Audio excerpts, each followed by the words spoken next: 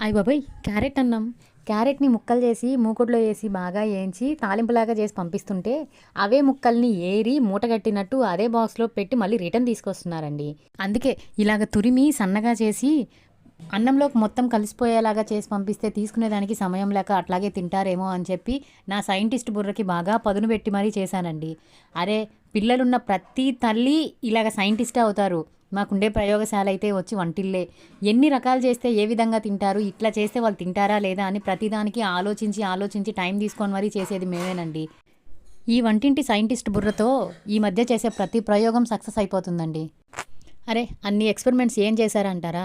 మొన్న చేసిన మురుకులు లడ్డు, దానికి ముందు చేసిన అరిసెలు మొదటిసారి చేశానండి. అబ్బా! తింటుంటే మళ్ళీ మళ్ళీ తినాలనిపించిందంట. మా వారైతే సూపర్ కాంప్లిమెంట్ ఇచ్చారు.